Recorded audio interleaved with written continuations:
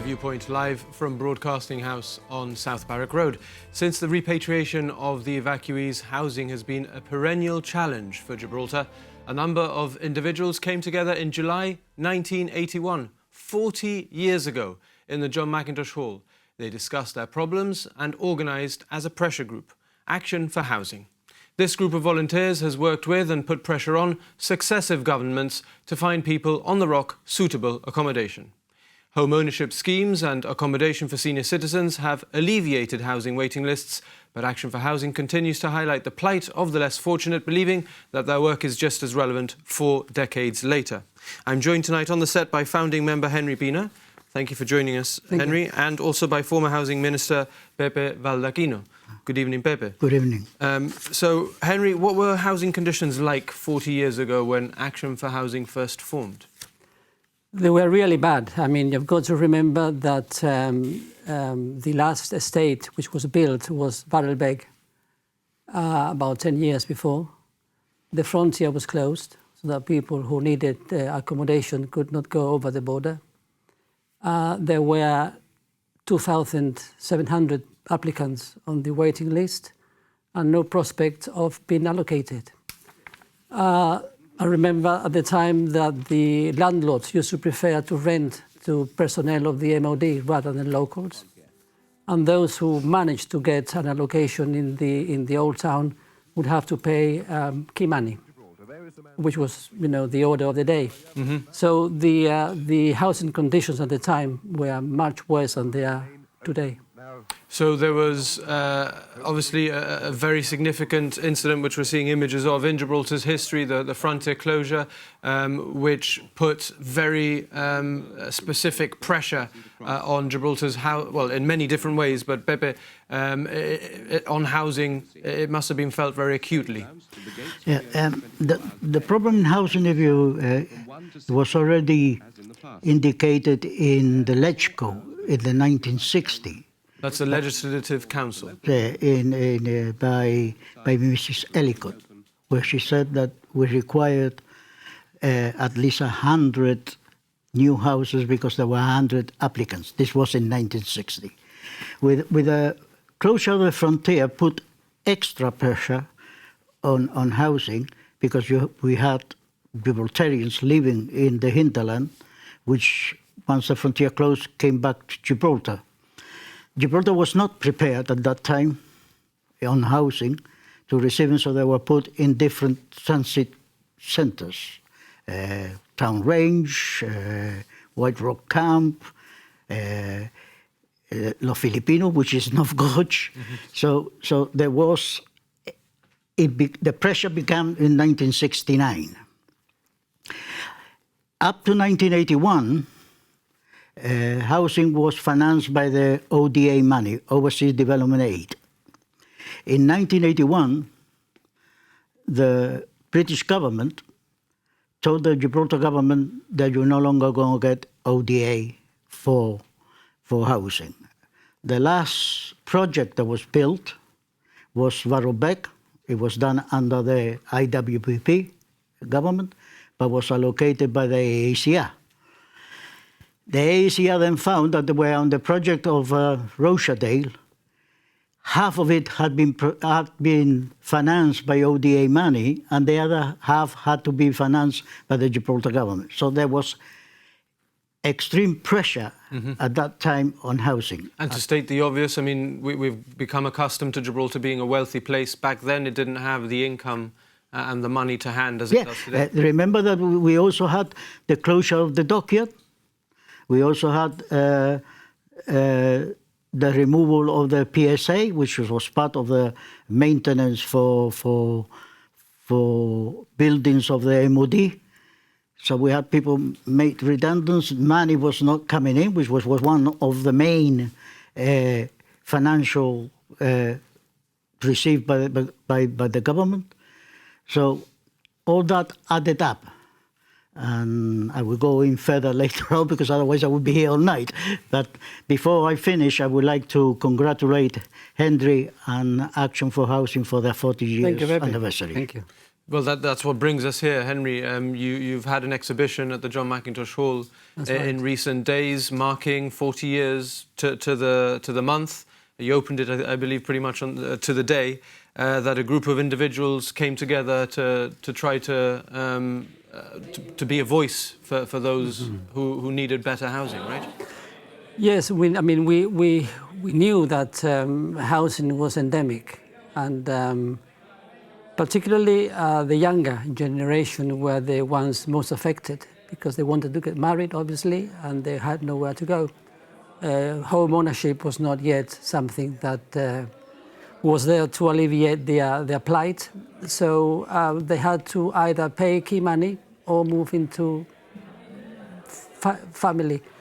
And it was not uncommon to have 2, 3 families living together. I mean, the overcrowding was acute. I remember having gone into some flats and there were beds all over the place, mattresses on the floor, and that is how people were able to cope. But I mean, the conditions were really, really bad at the time. So I guess it was a very uphill struggle to start off with. What were your initial aims? What did you set out to achieve?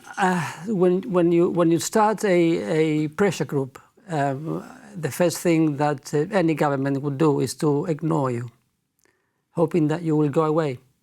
If you don't, then they try to find faults in what you're doing, you know. And then eventually, after years, they accept you and work with you. But it is an uphill struggle. And originally there must have been a lot of resistance from landlords because they wouldn't have known how fair you were going to be, how you were going to approach your work? Yes, shortly after we set up the group, I remember that the landlords also set up their own group.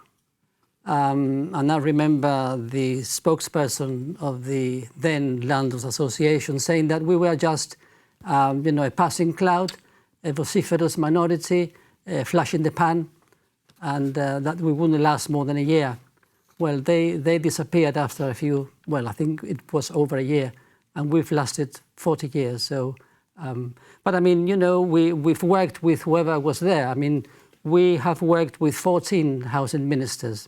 1-4, yeah. 1-4, yes, including Pepe, of course, who was the first one that from the GSLP. Yeah. And I've always sort of drawn a line between the minister and the person. We might have been very critical, lambasting the minister at the time, but never the person. We've tried to be as honest and as respectful as possible towards the person, but at the same time having a go at the minister whenever we had to. Yep. So Pepe, we'll ask you about your time as a government minister and also on the opposition benches before that, representing the GSLP then. Yeah. But tonight you're appearing not for the GSLP party. No. Just to make it clear, you're speaking as a former housing minister. But yeah. So tell us a little bit about when you first entered Parliament, the House of Assembly. What were the housing issues that how could you tackle them from the opposition benches? Well, we tried to convince the government, right, that there was a lot of people living in very bad conditions. The waiting list was 2,100 and something. So we brought up our policy was that we had to build and we had to go for home ownership. The scenario in 1984 was one that financially was not capable for doing that. So in the opposition, we started working how we could diversify the economy so that we could have the resources financially to build the houses. But home ownership was our main priority. But I would like to make it clear that the first one that actually went from home ownership at that time was the AACR, but they did it too late in nearly 1987-88. We did not agree with the formula that they actually went for home ownership. There was certain things, for example,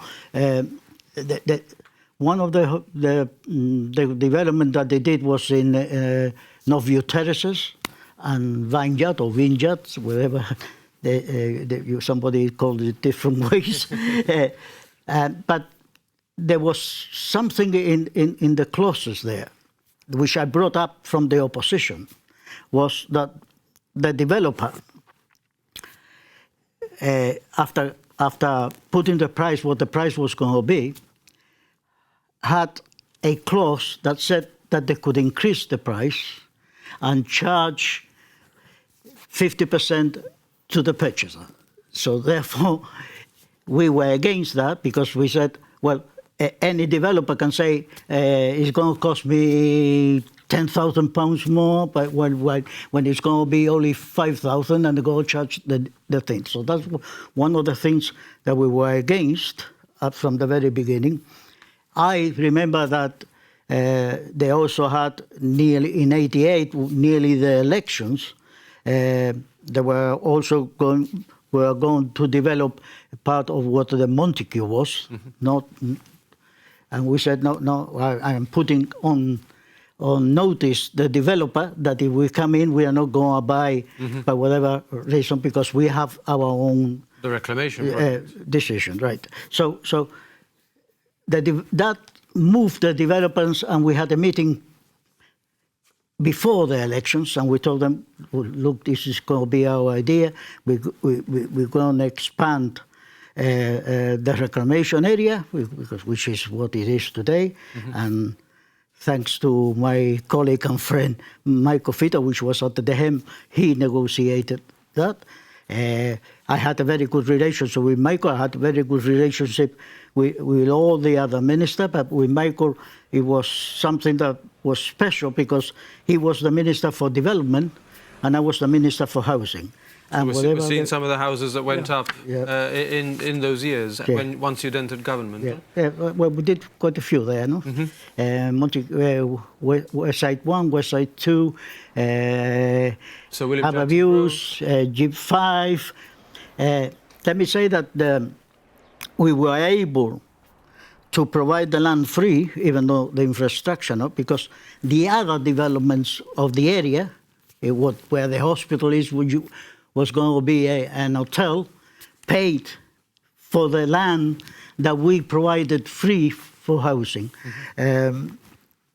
Michael and myself worked very well because it was development, and whenever there was something on housing, I always used to be involved. And let's say that I was his client. I used to tell him, this is what I need, and that was done. So in that sense, let me try to, let's see if I can put it across. To make an impact on housing, it must be a comprehensive policy. In other words, it's not just building houses. It's building housing and looking at everything else. Henry has mentioned the private sector. We have to look also at the private sector. We have to look at luxury, let's call it luxury flat building. So the main aim must be to satisfy the housing waiting list, because that's where the problem is. So the Minister for Housing must have control of everything that is to be done with housing, because that is the main aim, to satisfy. Sure. Let's bring in Henry.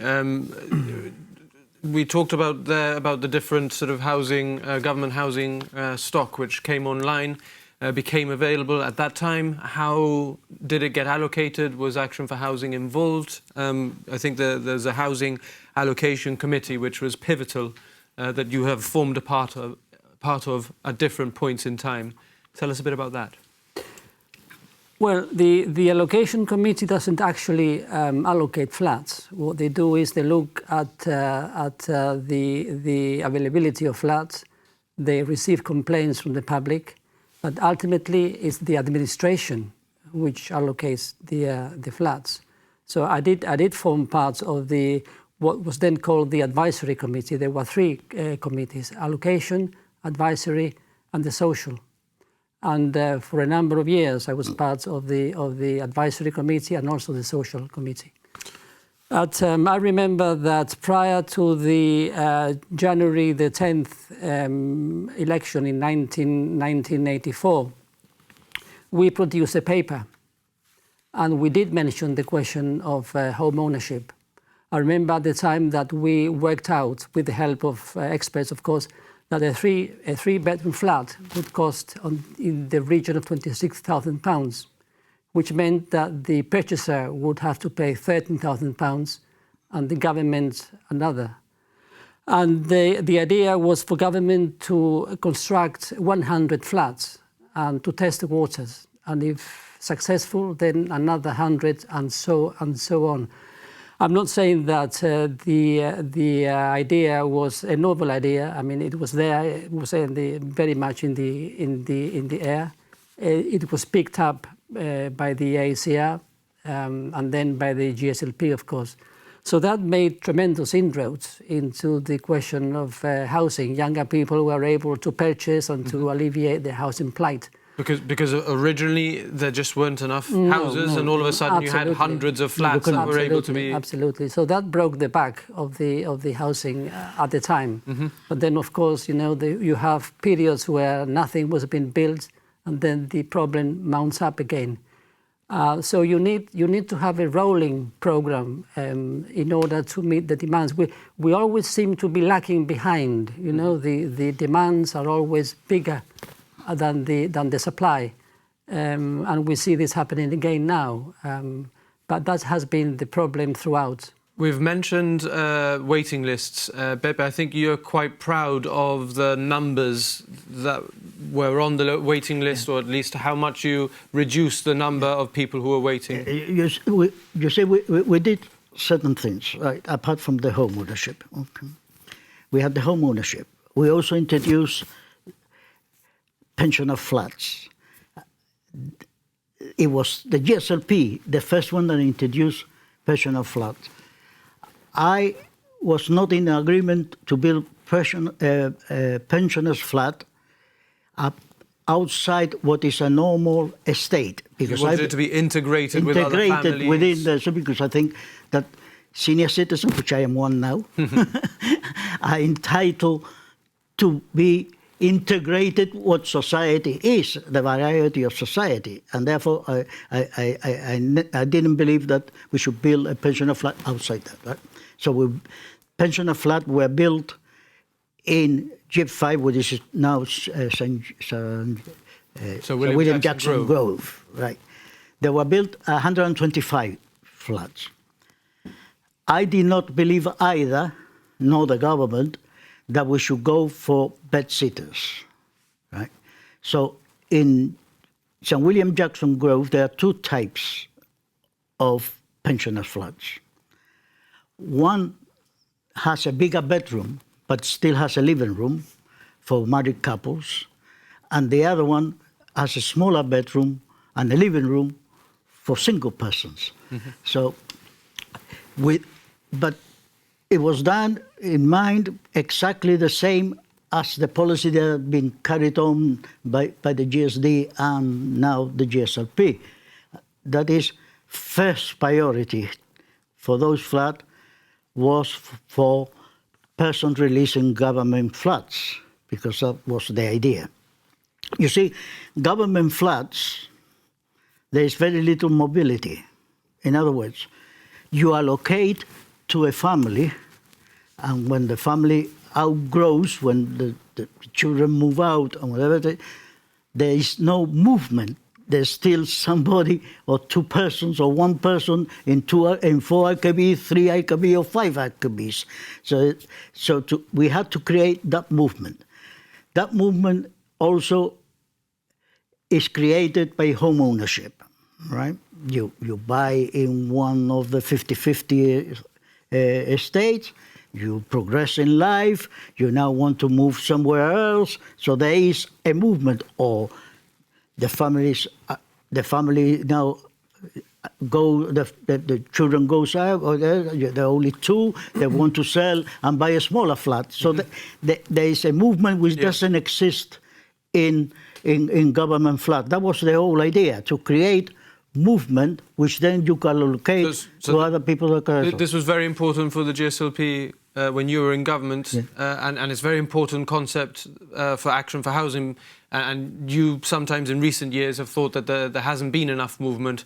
What can you say of the movement in the late 80s and early 90s? People were moving? Very, very, very, very little. I mean, the only people who actually vacate the flats are the pensioners. They are the ones who sort of vacate, and then these are allocated to people on the applicants on the waiting list. But as Pepe has said, you know, the parents in government rental accommodation pass away, but the children stay there. Mm-hmm. So the flat is kept within the family. So very few flats become available through becoming empty. Occasionally, yes. I mean, the last tenant might pass away or go to Mount Albania, and then the flat is recovered by the government. But these are far. So this is a bit of there's a difference of ideas here. You think that that system was allowing enough movement and Action for Housing thinks that it really didn't? Yes, it does create movement in the sense. Well, if I can tell you what happened in 1988 to 1996, we had 2,100, and I think it was 26 applicants. In 1996, and it's in Hansard, it's not a figure that I brought out from my mind, is when the GSD went into government, the first question I asked, how many people are in the housing waiting list? I said 250, because in 1993, because I was from 88 to 1993, there were 250. But my late friend, Hubert Kobe, correct me, and he said, no, they are not 250, they are 456. So if you look at it, there is a movement. Now, there are two ways of considering. If you home ownership, apart from creating a movement afterwards, and apart from releasing government accommodation, also remove people from the housing waiting list. So that is what you want to do. So that in that scenario, then yes, there is. Remember that in 1988, home ownership in Gibraltar was 3%. Nothing. Mm-hmm. Very few people owned home, and the majority were freeholds from so people, the average person did not have the opportunity to buy, and in any case, they were outpriced. By introducing the 50-50, some people call it low-cost housing. I don't call it house-cost housing. I call it, if you can afford, affordable housing. So-called. Because but what we did was, by introducing the 50-50, we tried to reach the wider cross-section of the population that could afford and get a mortgage. I mean, to spell it out, it's basically the private individual would purchase 50% of that property and the government would subsidise by paying the 50%. And we had a clause that when we had certain problems. Let's be clear about it. Apart from that, the lending institutions, right, were scared of giving mortgages where you had the government as part owners. Let's call it that way. They didn't like it. So I had to make an agreement with them, and I said, look, if there is repossession, or if there is that somebody cannot pay, the government is prepared to lose all its money before you lose a penny. And that's how it started, and they started lending the money. And did that ever happen? No. No, it never happened. Yeah. It happened the opposite way. So we also, I mean, this is why I'm saying it has to be a comprehensive, because we took into account. But in home ownership, remember that we were putting taxpayer money on on a property, we will have the asset, that is true, because it is an asset to the government, but it couldn't be for speculation. So we put in a clause, there were about 5 trustees. Don't ask me what the 5 trustees, because I don't remember now. But one of the things that we put is that to buy the government share, you will have to pay 7% of the original price per year. In other words, for the second year was 14% of the original price, not plus this other 7%. If you wanted to sell, then you could only charge 7%. And that way we could stop speculation. What we did on the 50-50 was for people to live in the flat. It was not for making money for 9 years. After 9 years, you could go in the open market. Mm-hmm. And if you hadn't bought the government share or part of the government share, you also had to pay the government in the open market price, which will all be put by Land Property Services. Was it successful in curbing speculation, do you think, Henry? At that time it was. At that time? Yes, but not throughout. I mean, we could talk for hours on end as to how home ownership has been abused in some instances. But I think that we would need, another program to look into that. And were you always minded that while you're on the side of the tenant, of the individual who was asking for better housing situation, were you always, as Action for Housing, minded that sometimes people might be looking to cheat the system? Yes, I mean, you've got to be very careful about the loopholes, in every sense. I mean, we are talking about housing, which is a hydra-headed issue, a problem. So there's always loopholes that people can use and manipulate to cheat the system. So home ownership was one of them. Also people who come to us, for example, with a horrific housing issue, and then you investigate and you realize that things are not as bad as they told us. Mm-hmm. So we've got to weigh things up. First of all, we run a surgery, as you know, every Monday. Mm-hmm. People come to us with their problems. We listen to them, and then we go back and meet with the housing manager once a month, and then she gives us the other side of the coin. And then we've got to weigh up. And there are times when people obviously lie to us. Mm-hmm. So we've got to be very careful and very objective as to how we handle issues. I mean, we don't take sides with a tenant a priori, Yeah. We need to find out what the facts are, and then if there is a case, then we pursue it, obviously. If not, we tell the complainant, look, the story you've told us is not the whole truth. So we've got to be very mindful of that. OK. Well, Viewpoint is live. We're discussing housing issues and how these have progressed over Action for Housing's 40 years. Stay with us. We'll be back in just 2 minutes.